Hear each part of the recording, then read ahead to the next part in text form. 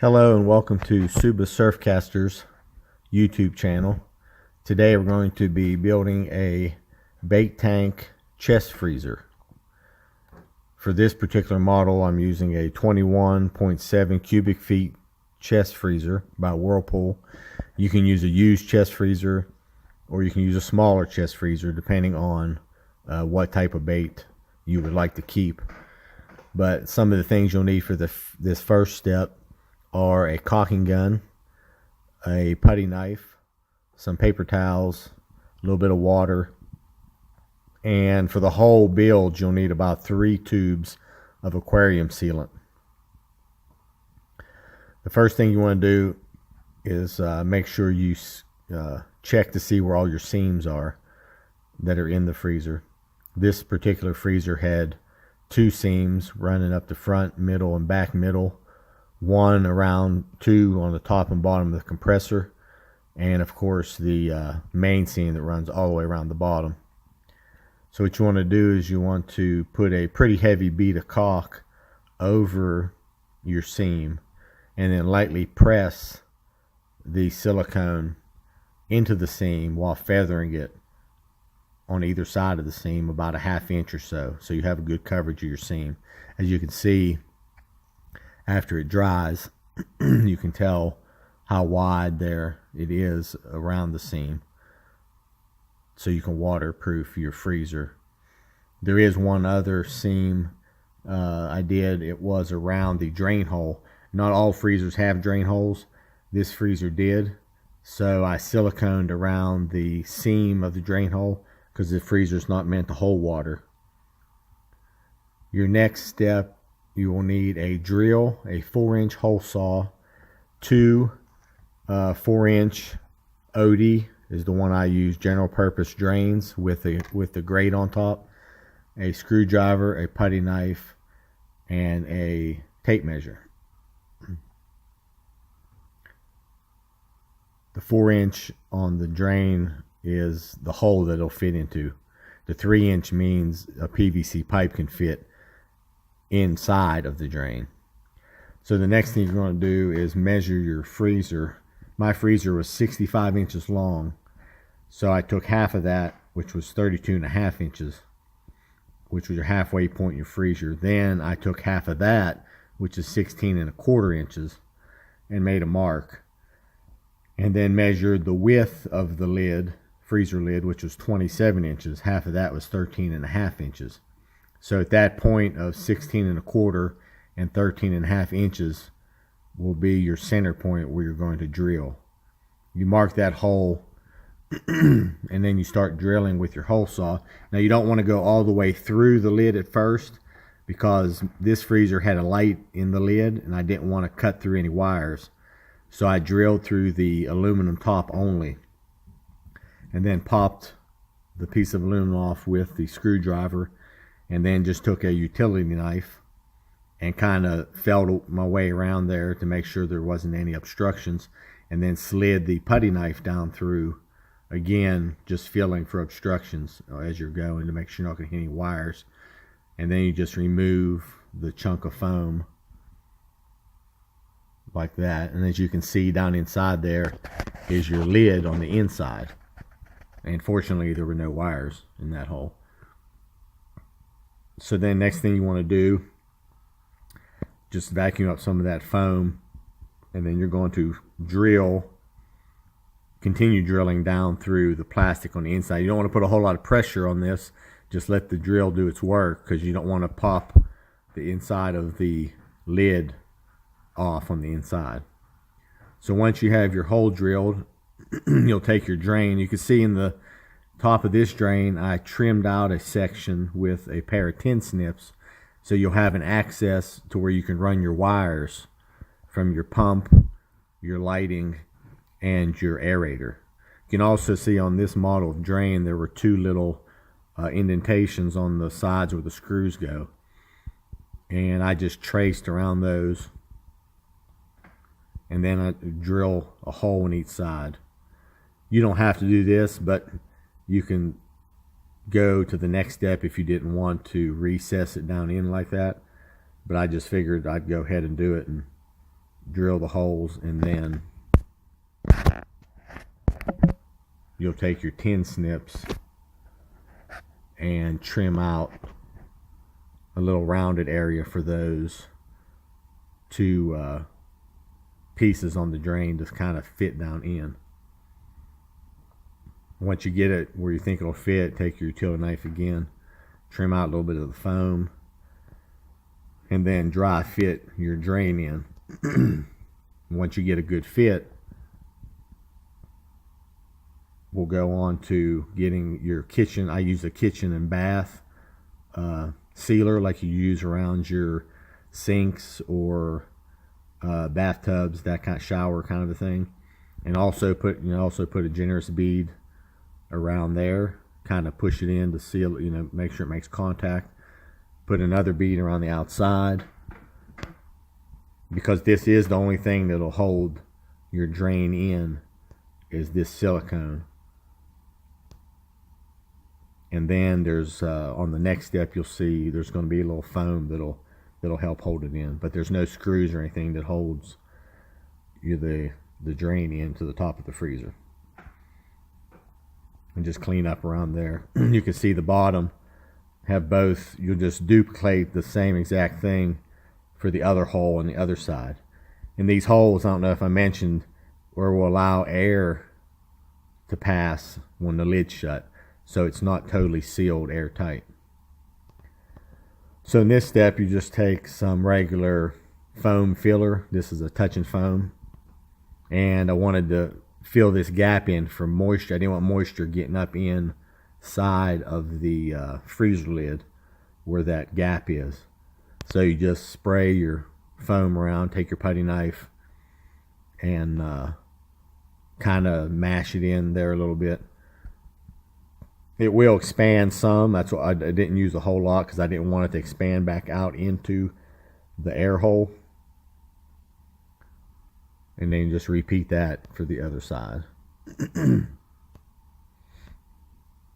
This next step I did because my freezer is going to be outside in the utility shed, and I didn't want any mice or anything getting inside where the compressor is. If your freezer is going to be in your basement or somewhere closed in, you can bypass this step. But this is just like an 1/8 inch screen you can pick up at the hardware store. And I just used some self-tapping screws, the shortest ones you can get with a washer, because you don't want to drill too far into the freezer, because you don't want to hit any refrigerant lines. So you also want to try to keep your screws as close to the edge as you can. And then that's just a little extra thing so rodents couldn't get in there and build nests when it was outside. The next thing is you have your drain hole on the outside, which it has a cap, but of course the cap is not waterproof. So I used a whale nut. You can get these at your hardware store. You can take your cap in and just find one that'll fit. And it has a screw, goes down the center into a nut that's in the bottom of the whale nut. It's like a rubber a nut, and you put it in the opening, and when you tighten the screw up, it actually pulls the rubber together and makes a seal. We use these a lot in our kayaks when you're adding different attachments or stuff like that, so to waterproof the hole that the attachment makes in your kayak. And then this came with the freezer. It's a adapter for a hose. If you're going to drain it through the drain, you can put this little attachment in, hook your hose to it, and drain it. It does drain very slowly. So what I did was I got a 500-gallon little bilge pump and attached it to a little extra wire to make it a little longer, so you'll have enough wire to come out of reach to the bottom of your freezer, come out over the edge so you can hook to your battery. And just put some battery connectors on. And it is a 12-volt bilge pump, so you can use either a small 12-volt battery like this, or you can actually use a car battery. Will actually work. And then this is a tubing 3/4 inch that goes to the inlet of the pump. and then it'll reach all the way to the bottom, which will allow you to drain it for water changes, but also use it as a vacuum to vacuum up any fish waste in the bottom of the freezer. This next step is, this is a piece of pond liner. You can get it from Lowe's or your hardware store or somewhere like that. Just a scrap piece that would fit in the bottom. I trimmed it to fit around the compressor part right there, and then the drain hole, which somebody had told me that if you're doing this, you need to have some contrasting color so they're not just in a white environment. So I added the rubber liner. And I decided to go ahead and silicone it to the bottom of the tank so that it wouldn't float up or the fish waste wouldn't get under it. So I left it in the bottom, folded it halfway back, laid the silicone all on the bottom and a little heavier around the edge, and then you'll just fold it back over, fold the other side up, and repeat the same thing, and then fold it back over, press it down, squeeze it around a little bit, and let it set and dry. Then after it dries, I put another bead around the very edge of the rubber on the bottom, just to seal it further. And I got these plants. You can get them from Walmart or online. They're just aquarium plants. You can also put rocks in the bottom, not little rocks, but bigger rocks, so they're easier to clean around, but you don't really need to. You'll see later in the video, I do have some rocks in the bottom, but I took them out at the end because it was harder to clean around with the pump. Now this is the Inkbird controller that's going to turn your freezer on when you set it at what temperature you want it to come on at for your whatever kind of bait fish you're using. This is the temperature probe, which is waterproof. It'll go down through your lid into the water. It has a place on it where you can plug in your freezer for cooling or heating. You'll plug your freezer into the cooling side, and then you can set the temperature on what you want it to cool at, and it'll actually give you the reading of the temperature of the water itself. It's pretty easy to set up. And then I found these LED lights to go on the inside. They have suction cup mounts on the inside. There's a white light for during the day, and then there's a blue light that you can turn on for nighttime. And it has 2 on-off switches, which also suction cup to the outside of the freezer, to where you can turn it on, off, or on blue, on white, or off totally. Which I'll have a list of all this stuff at the end of where you can buy it. Now the filter I used was a Fluval FX6.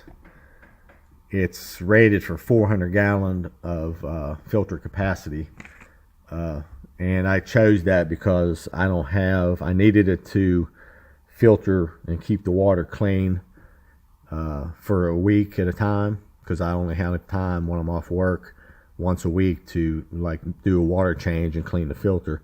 So I wanted the filter was going to be able to stand up to a lot of abuse, I guess you could say.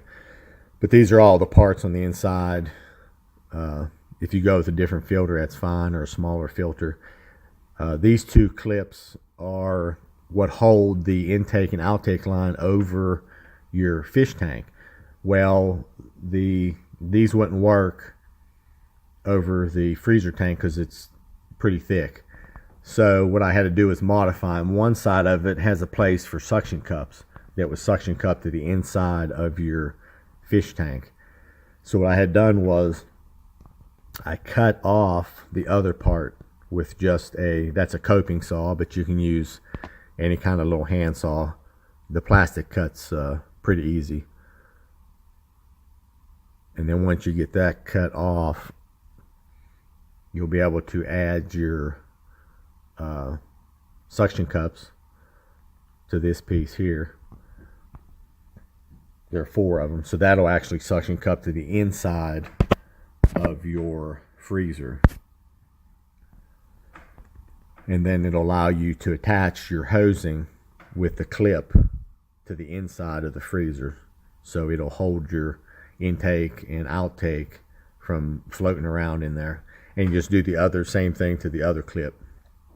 Now this is the pump I used for the aerator. It's a 2200 gallon per hour. It's a very quiet pump. It comes with all the attachments. It comes with the black hosing you see there. It does not come with the clear hosing. What I did was I took the little feet off the bottom, and I got these little suction cups with hooks, and I hooked them where the 4 feet work, so that'll suction cup to the side of your freezer, which you'll see it later in the next clip. That's a filter for the intake side of that also comes with that coupling. Also comes with it. Now the white coupling I had to get at the hardware store. You want to take that in so you could step it down to a 3/4 inch barb fitting, and you'll put Teflon tape on that fitting, and you also put Teflon tape on your pump fittings. Now this here is a ozone injector. It's a 3/4 inch barb by 3/4 inch barb by 3/8 barb. That's your actual aerator.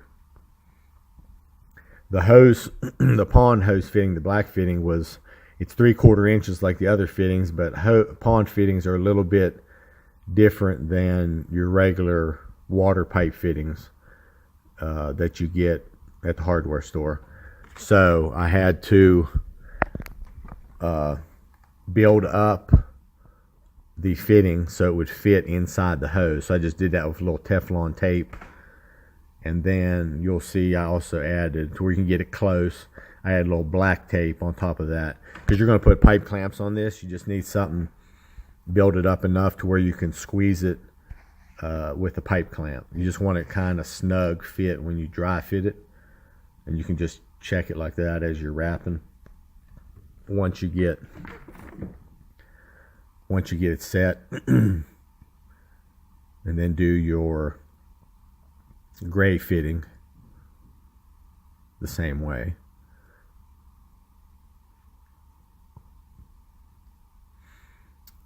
And then you're going to cut your tubing. The only thing you need is just a very short piece of tubing, because all you're doing is connecting your the ozone injector, which I'll have that all listed, like I said, all these supplies at the end of the video. There'll be a list, but all you need is a short enough piece just to connect those two pieces together. You have to connect the fitting that goes to the pump to the barb fitting, and then you just tighten all your clamps down. As you can see to the right there of the video, the 2 black controllers next to the tubing, the clear tubing, that's the on-off switches for the lights that we talked about earlier. You can run them or suction cup them anywhere you need to on the freezer that's easy for you to access. And then all you do is screw that into your pump and line it up so the little hose fitting on top is facing up, because that's where your air is going to be sucking down through that tubing. It's going to come out the top of your freezer. It pushes water through the fitting to create the suction for the air. Now this step, I took a 1.25 inch hole saw, or whatever size will fit your tubing that you get for your filter, and you have to run the tubing somehow through the freezer. And you couldn't do it through the holes we had in the top already, because it has to be mounted. Your tubing has to be mounted. You have to be able to open the lid, so you'd have way too much tubing to allow that. So you cannot drill through the side of your freezer, because all of your cooling lines are in the sides of the freezer. So whatever you do, do not drill through the side of the freezer. So what I have done was I drilled through the lid of the freezer. And you want to drill through about halfway through the gasket and halfway through the lid of the freezer, because what you're going to need to do is trim that gasket with a knife, as you can see there, to make a channel for your hose to fit in. And you're going to pop your foam out and because your hose is going to lay on top of your freezer, and then the lid's going to close down on top of it. As you can see, it makes like a little tunnel. You'll have to keep dry fitting it and go up and forward until you see I had to cut down into the plastic of the lid, and also some more foam back. But just keep fitting it as you cut, and then you'll get it to where it'll go over the hose the way you want it to. As you can see the rocks in the bottom I originally had placed in there. But like I said, they got in the way of cleaning it with the pump, so I took them out. But you can see there where the hose, how it fits in there real nice. And then you'll take some more of your aquarium sealant and seal around where you cut out for your foam, because again, you don't want any moisture to get up in. You're also going to coat the foam with the sealer, as well as the gap between the lid and the foam. This will allow, like I said before, any moisture not to be absorbed into your foam or build up in your lid.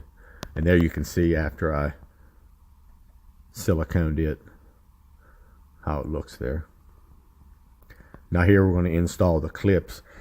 This is your intake side of your filter. It also has suction cups that go down on the intake head, but you can see this is the part we modified earlier. It's suction, you line it up to where your hole in your lid is. You suction cup it and use the clip to hold your tubing from just flopping all over the place. And you're going to do the same thing to the outtake side.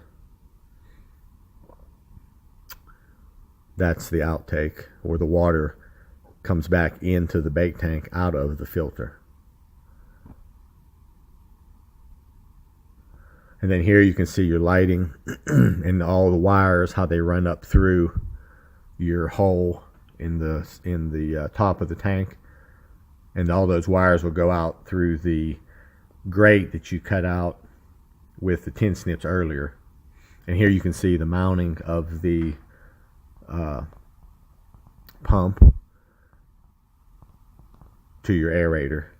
As the pump sucks water and pushes it through the aerator or the ozone injector, it creates a suction that draws air down through the clear tubing and mixes the air with the water and shoots it out, and creates, as you can see, a bunch of oxygen, and also creates a little bit of current in there also.